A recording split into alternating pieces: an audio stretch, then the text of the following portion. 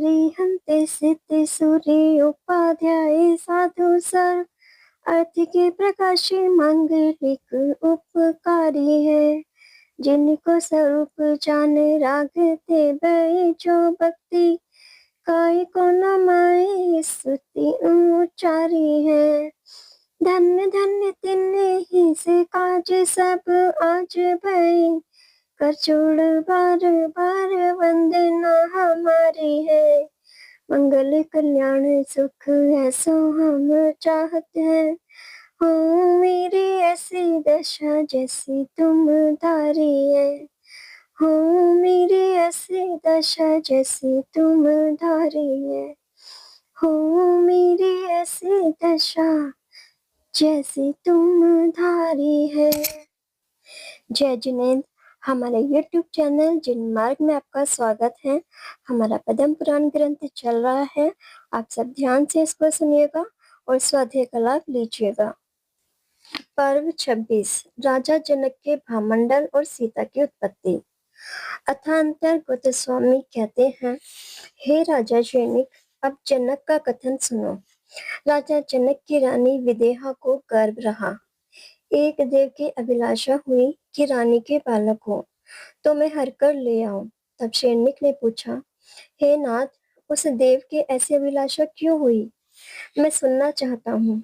तब गौतम स्वामी ने कहा, हे राजन, चक्रपुर नगर में चक्रध्वज राजा, उनकी रानी मनस्विनी, उनकी पुत्री चितोत्सवा, वह कुमारी पाठशाला में पढ़ती और राजा का पुरोहित धूमकेश, उसकी स्त्री स्वाहा, उसका पुत्र पिंगल, वह भी उसी पाठशाला में पढ़ रहा था।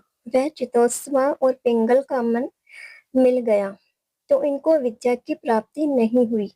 जिनका मन काम बाण में लग जाए उसको विद्या और धर्म की प्राप्ति नहीं होती।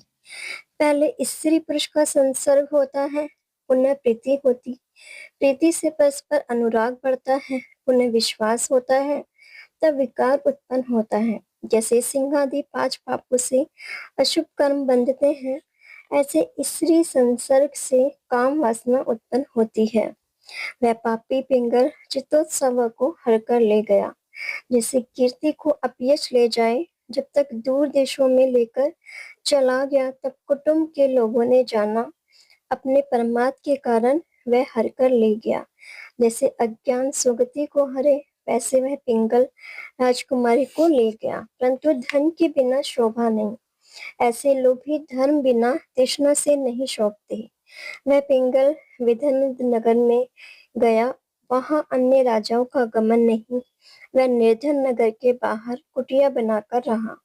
उस कुटिया के किवाड़ नहीं और ये अज्ञानी लकड़ी घास आदि को इकट्ठी कर बाजार में बेचकर अपना पेट भरता है। दरिद्रता के कारण वह स्त्री और अपना पालन पोषण महाकठिनता से पूरा करता है। वहां का राजा प्रकाश सिंह, रानी प्रबलावली, उनका पुत्र राजा कुंडल मंडित, वह पिंगल की स्त्री चितोत्सवा को देख शोषण, संतापन, उच्चाटन, वशीकरण, मोहन, ये काम के 5 वाणों से पागल हुआ। उसने रात्रि में दूती को भेजी, वह चितोत्सवा को राजभवन में ले आई। जैसे राजा सुमुख के भवन में दूती वनमाला को ले गई थी, राणा कुंडल मंडित चितोत्सवा सहित सुख से भोग भोगे। वह पिंगल लकड़ियों का बोझा लेकर घर आया, तब चितोत्सवा को नहीं देख महादुखी हुआ एवं वियोग से रोने लगा। किसी जगह सुख शांति नहीं मिली, चक्र समान घूमता रहा। पत्नी नहीं मिली, तब वह ब्राह्मण राजा के पास गया और कहा, हे राजन, मेरी स्त्री आपके राज्य में चोरी हो गई है। जो दरिद्र दुखी भयभीत हो उसको राजा ही शरणन है। तब राजा पापी ठग मायाचार सहित मंत्री को बुलाकर झूठमूठ कहा कि इनकी स्त्री को कोई चुरा कर ले गया है, शीघ्र ढूंढ कर लाओ, देर नहीं करना। तब एक सेवक ने आंखों से इशारा करते हुए झूठमूठ कहा कि हे देव, मैंने इस ब्राह्मण की स्त्री को पोदनपुर के मार्ग में किसी व्यक्ति के साथ जाती हुई देखी थी। सो आर्यकाओं के पास तप करने को तैयार थी। इसलिए हे ब्राह्मण, तो उसे लाना चाहे तो शीघ्र ही जा, देर मत करना। उसका अभी दीक्षा लेने का समय नहीं है। यौवन अवस्था रूपवान स्त्री के गुणों से पूर्ण है। ऐसा जब झूठ कहा तब ब्राह्मण उनकी ओर दौड़कर गया, जैसे तेज घोड़ा शीघ्र दौड़े। उसने पदनपुर के चौताले में तथा उपवन आदि वन में सभी जगह ढूंढी, लेकिन किसी भी जगह नहीं मिली। तब वह पुण्य विधिन नगर में आया। तब राजा की आज्ञा से क्रूर मनुष्यों ने गाली गलौज करते हुए लकड़ियों से, डंडों से, पत्थरों से मारकर दूर भगा दिया। ब्राह्मण स्थान भ्रष्ट हुआ, महाकलेश दुख भोग, अपमानित हुआ और मार खाई। इतने दुखों को भोग कर दूर देशों में चला गया। सो पत्नी बिना किसी जगह इसको सुख नहीं है, ये रात दिन दुखी रहता। कमलों का वन भी इसे दावानल अग्नि समान लगता है। इस प्रकार यह महादुखी हो पृथ्वी पर भ्रमण करते हुए एक नगर के बाहर वन में मुनि को देखा। मुनि का नाम आर्यगुप्ती महाचार्य। उनके पास जाकर हाथ जोड़ नमस्कार कर धर्मोपदेश सुना। धर्मोपदेश सुनकर वैराग्य हुआ। महाशांतचित होकर जिन्नत भगवान के मार्ग की प्रशंसा करता हुआ मन में सोचता है, अहो यह जिनराज का मार्ग परम उत्कृष्ट है। मैं अंधकार में पड़ा हुआ यह जिन धर्म का उपदेश मेरे हृदय में सूर्य समान प्रकाश किया। मैं पापों का नाश करने वाला जो जिन शासन है उसका शरण लेता हूँ। मेरा मन और तन वियोग रूपी अग्नि में जल रहा है, सो मैं शीतल करूं। तब ये गुरु की आज्ञा से वैराग्य को पाकर परिग्रह छोड़ दिगंबर दीक्षा धारण की। पृथ्वी पर विहार करता हुआ नदी, पर्वत, शमशान, वन, उपवनों में निवास कर तप से शरीर का शोषण किया। वर्षा काल में अति वर्षा हुई तो भी मन में दुख नहीं किया। शीतकाल में शीतल वायु से इसका शरीर कंपायमान नहीं हुआ। गर्मी के समय में सूर्य की तत्पायमान किरणों से भी व्याकुल नहीं हुआ। इसका मन वियोग रूपी अग्नि से जला हुआ था। वह जिन वचन रूपी जल की तरंगों से शीतल हुआ। तपस्या से शरीर अधजले वृक्ष के समान हो गया। विदकपुर का राजा कुंडल मंडित की कथा सुनो। राजा दशरथ के पिता अनरण्य अयोध्या में राज्य करते, सो वह कुंडल मंडित पापी गढ़ के बल से राजा अनरण्य के देश को कष्ट पहुंचाता। जैसे कुशेल पुरुष मर्यादा नष्ट करते हैं, ऐसे ही उसकी प्रजा को बाधा डालता। राजा अनरण्य के बहुत देश, सो कुंडल मंडित ने कहीं देश उजाड़ दिए। जैसे दुर्जन गुण को उजाड़े, राजा के बहुत से सामंतों को भी मारा। जैसे कसाई जीवों को मारे और योगी कसाईयों का निग्रह करे, ऐसे कुंडल मंडित ने अरण्य से विरोध कर अपने नाश का उपाय किया। यह राजा अनरण्य के आगे रंक है, फिर भी गढ़ के बल से पकड़ा नहीं गया। जैसे चूहा बिल में बैठ जाए तब सिंह क्या करे। महाराजा अनरण्य को रात दिन चिंता से चैन नहीं पड़ता। आहार आदि शरीर की क्रिया भी बिना मन से करते हैं। तब बालचंद्र सेनापति राजा को चिंतावान देख पूछता है कि हे नाथ, आपको चिंता का कारण क्या है। राजा ने कुंडल मंडित का वृतांत कहा। तब सेनापति ने राजा से कहा, आप निश्चिंत रहो, उस पापी कुंडल मंडित को बांधकर मैं आपके निकट ले आऊंगा। तब राजा ने प्रसन्न होकर बालचंद को विदा किया। चतुरंग सेना को लेकर बालचंद सेनापति गया। वह कुंडल मंडित मूर्ख चितोत्सवा से आसक्त चित्त राज्य कार्य से रहित प्रमाद से भोगों में लीन था।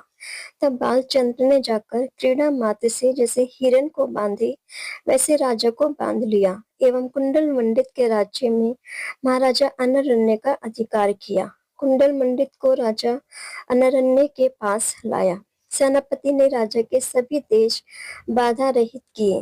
राजा सेनापति से बहुत हर्षित हुआ और पारितोषिक दिया। कुंडल मंडित अन्याय मार्ग से भ्रष्ट हुआ। हाथी, घोड़े, रथ, प्यादे सब नाश हुए, शरीर मात्र रह गया। पैदल पैदल इस पृथ्वी पर भ्रमण करता हुआ महादुखी खेद खिन्न हुआ। मन में बहुत पश्चाताप किया कि मैं अन्याय मार्गी होकर बड़ों से विरोध कर बहुत बुरा किया। एक दिन यह मुनियों के आश्रम में गया। आचार्य को नमस्कार कर भाव सहित धर्म का भेद पूछा। गौतम स्वामी राजा श्रीनिक से कहते हैं कि हे राजन, दुखी, दरिद्री, परिवार रहित, रोगों से पीड़ित, उनमें किसी भव्य जीव को धर्म की बुद्धि उत्पन्न होती है। उसने आचार्य से पूछा, हे भगवान, जिसके मुनि बनने की शक्ति नहीं है, वह गृहस्थाश्रम में कैसे धर्म का साधन करे। आहार, भय, मैथुन, परिग्रह, ये 4 संज्ञा उसमें तत्पर यह जीव कैसे पापों से छूटे, सो मैं आपसे सुनना चाहता हूँ। सो कृपा कर कहो। तब गुरु कहते हैं, धर्म दयामयी है, ये सब प्राणी अपनी निंदा कर गुरु के पास आलोचना करके पापों से छूटते हैं।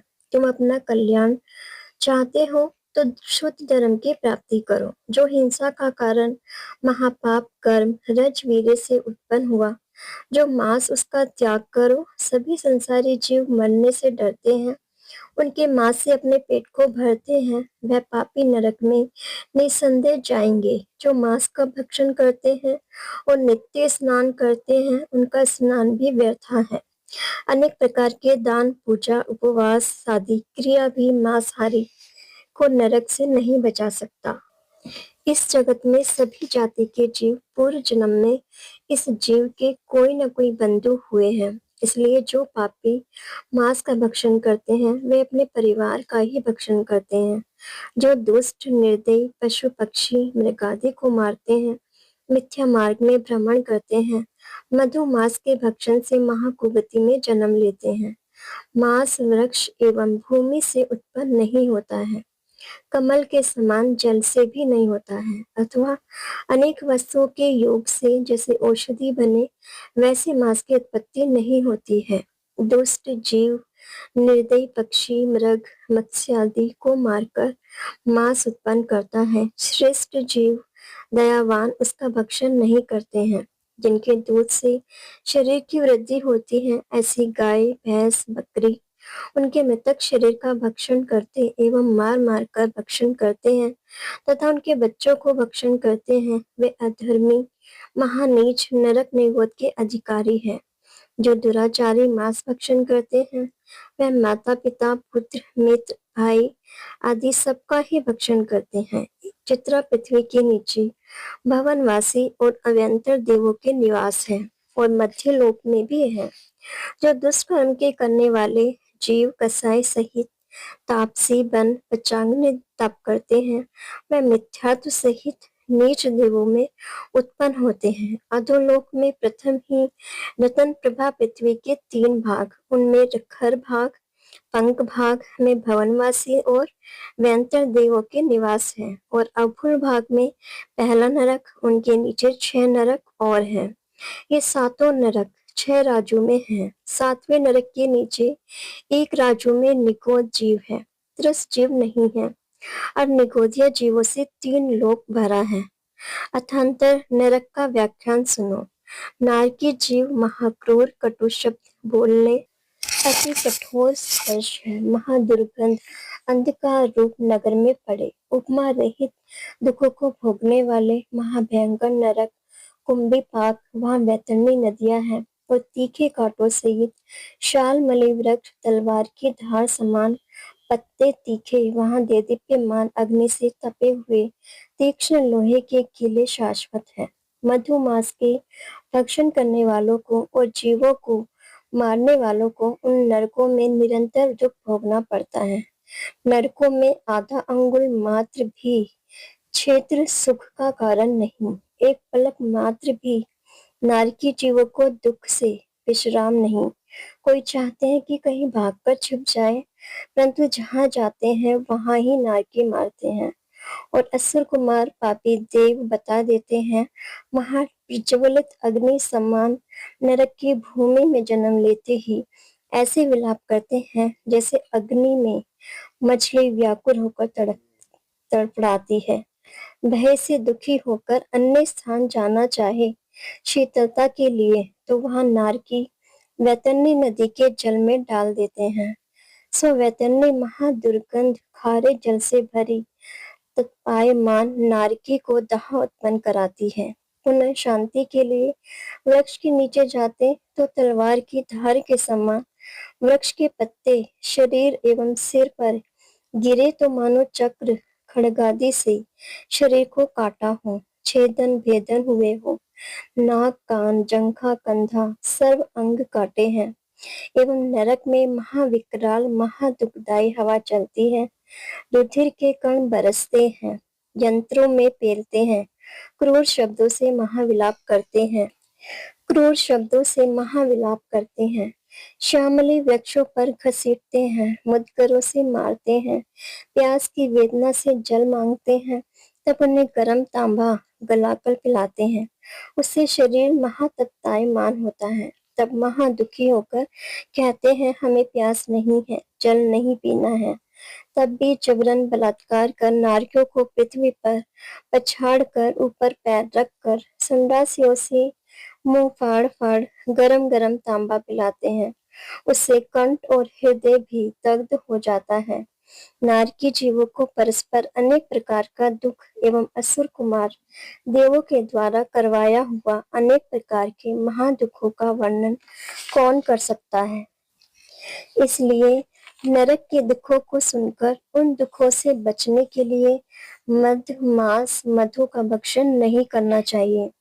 ऐसे मुनि के वचन सुन नरक से डरा कुंडल मंडित पुनः बोला, हे नाथ, पापी जीव तो नरक के ही पात्र हैं, और जो विवेकी सम्यक दृष्टि जीव श्रावक के व्रत पालते हैं उनकी क्या गति है। तब मुनिश्री ने कहा, जो सम्यक दृष्टि दृढ़ता पूर्वक श्रावक के व्रतों को पालते हैं वे स्वर्ग मोक्ष के पात्र होते हैं, और जो जीव मद मांस मधु का त्याग करते हैं वे भी कुगति से बचते हैं। जो अपक्ष का त्याग करते हैं वे शुभ गति को पाते हैं। जो उपवास आदि दान आदि नहीं करते परंतु मद मास के त्यागी हैं, जो शील व्रत से मंडित जन शासन के सेवक श्रावक के व्रत पालते हैं, उनका क्या पूछना। वे तो स्वधर्म आदि देवों में उत्पन्न होते हैं। अहिंसा व्रत धर्म का मूल है। अहिंसा व्रत से मल्लेच्छ व चांडाल भी दयावान होकर मधु मास त्याग कर निर्मल भावों से पापों को छोड़ पुण्य को ग्रहण कर देव व मनुष्य पर्याय को प्राप्त करते हैं। और जो सम्यक दृष्टि जीव है वह अणुव्रत को धारण कर देवों में महा इंद्र होकर परम भोगों को भोगते हैं।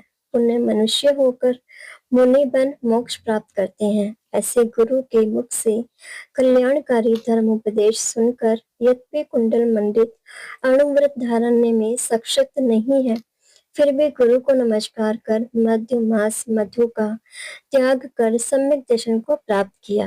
भगवान की प्रतिमा को एवं गुरु को नमस्कार कर अन्य देश में गया। मन में विचार करता रहा कि मेरा मामा पराक्रमी मुझे दुखी जान अवश्य ही मेरी सहायता करेगा। मैं पुण्य राजा बनकर शत्रु को जीतूंगा। ऐसी आशा कर दक्षिण दिशा में जाने को तैयार हुआ। वह अति खेद खिन्न दुख से भरा धीरे धीरे जा रहा था, सो मार्ग में अत्यंत रोग की वेदना से सम्यक छूट गया। मिथ्यात से मरण हुआ। जिस समय कुंडल मंडित के प्राण निकले वह राजा जनक की रानी विदेहा के गर्भ में आया।